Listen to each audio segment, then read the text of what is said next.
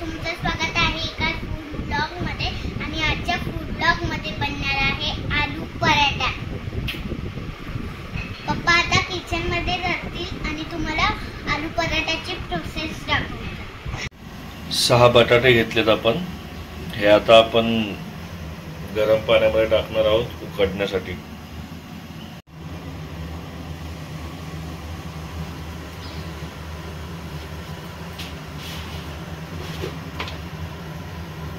ह्याच्यामध्ये आपण थोडं मीठ टाकणार आहोत।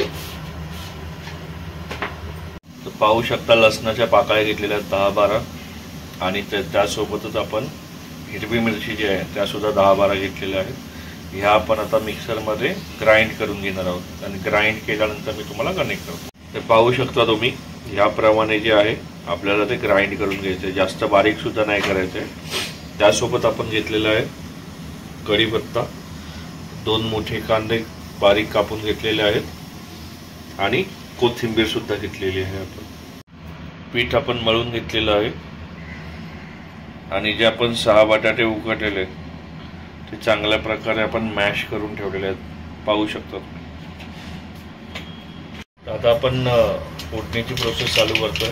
पाहू शकता कढईमध्ये तेल घेतलेलं आहे, थोडी मोहरी टाकलेली आहे आणि यात जिरा टाकलेला आहे। आता याच्यामध्ये आता आपण याच्यामध्ये पाहू शकता ॲड करतोय कढीपत्ता।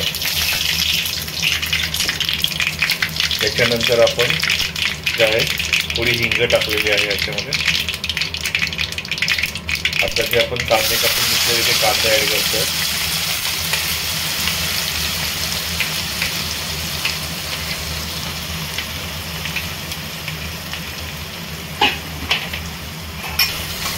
तर हे मिश्रण चांगल्या प्रकारे तुम्हाला हलवून घ्यायचं आहे।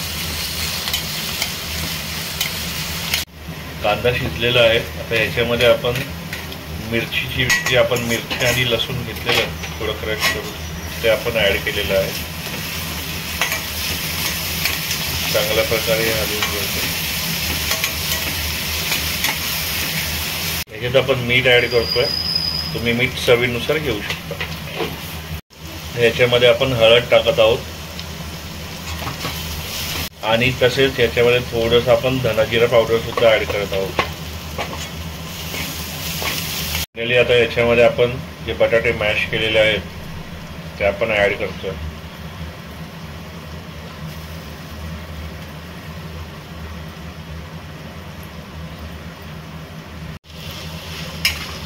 बटाटे टाकल्यानंतर सुद्धा हे चांगल्या प्रकारे तुम्हाला मिक्स करून घ्यायचं आहे कढईमध्ये, पाहू शकता तुम्ही। पाहू शकता चांगल्या प्रकारे आता ही भाजी झालेली आहे। याच्यामध्ये आता आपण कोथिंबीर ॲड केलेली आहे। तर हे आपण पुन्हा हलवून घेतो, पाहू शकता तुम्ही।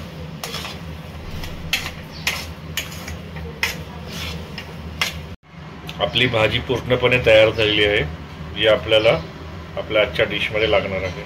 हे पाहू शकता तुम्ही, हे पीठ आपण जे आहे ते प्रॉपर छोट्या छोट्या चपात्या 2 करून घेतलेल्या आहेत एक पराठा बनवण्यासाठी। त्याच्यानंतर त्याच्यावर आपण जे आहे भाजी लावतोय।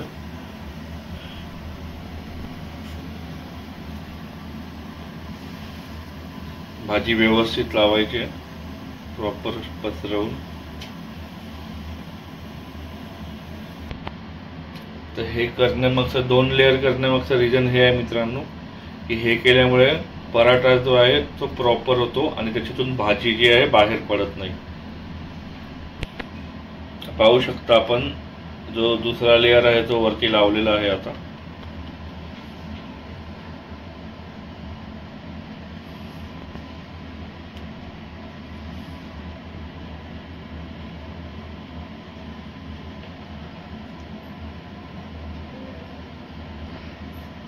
हे पाहू शकता तुम्ही।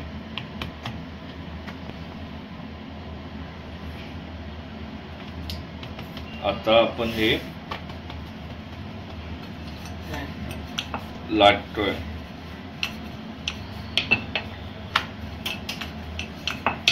चांगल्या प्रकारे लाटून घ्यायचे। अशी प्रोसेस वापरली तुम्ही तर तुम्ही पराठा मोठा करू शकता आणि भाजी व्यवस्थितपणे आतमध्ये सर्व बाजूला पसरते।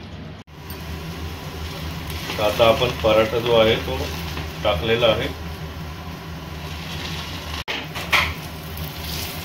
पाहू शकता पलटी केलेला आहे पराठा आपण आता. त्याचप्रमाणे आपण बाकीचे पराठे पण बनवणार आहेत. 2 गोळे बनवून घेणार, त्याच्यामध्ये लेअर लावणार भाजीचा आणि त्याच्यानंतर तो आपण भाजून घेणार आहे. आणि हा पराठा झाल्यानंतर मी तुम्हाला आता कनेक्ट करतो. पाहू शकता तुम्ही पराठा प्रॉपर आता दोन्ही साईडने तो जो आहे पण आणि हा तयार झालेला आहे. आता पाहू शकता तुम्ही. आता त्याचप्रमाणे बाकीचे सुद्धा प्रोसेस चालू आहे. आता पाहू शकता तुम्ही. आता आपण पराठ्याचे जे आहे ते पीस करतोय शिवण्यासाठी. आणि आता शिवण्या खाईल आणि रिव्ह्यू देईल तुम्हाला. आता शिवण्या पराठा टेस्ट करते. ती टेस्ट करून सांगेल कसा लागतोय. खूप मस्त झालंय मम्मी, मला आवडला. सो हा पराठा आलेला आहे माझा नाश्ता करण्यासाठी. आता मी पराठा टेस्ट करून तुम्हाला सांगतो. मी पराठा टेस्ट करतोय आता मित्रांनो.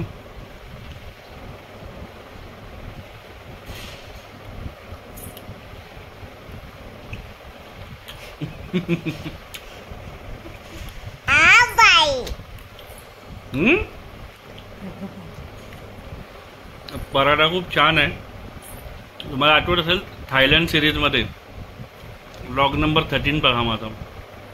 थायलंडमध्ये मी टेस्ट केलेला आलू पराठा आणि सांगितलेलं की घरची चव ती घरची चव. बाहेर तो ऑथेंटिकनेस मिळत नाही.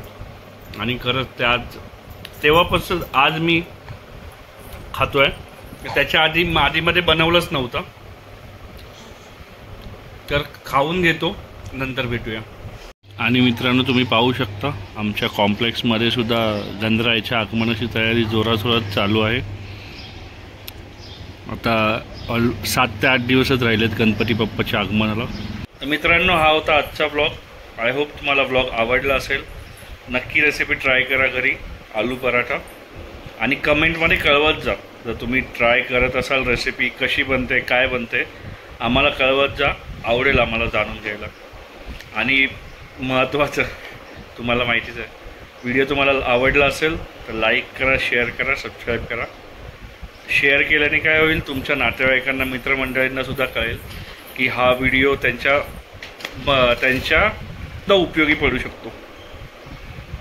ओके. ते सुद्धा आपले व्हिडिओज पाहून जे फूड ब्लॉग्स आहेत ते पाहून चांगल्या रेसिपीज बनवू शकतात. तर चॅनलला लाईक शेअर सबस्क्राईब करायला विसरू नका. लवकर भेटू नवीन ब्लॉगमध्ये. तोपर्यंत बाय.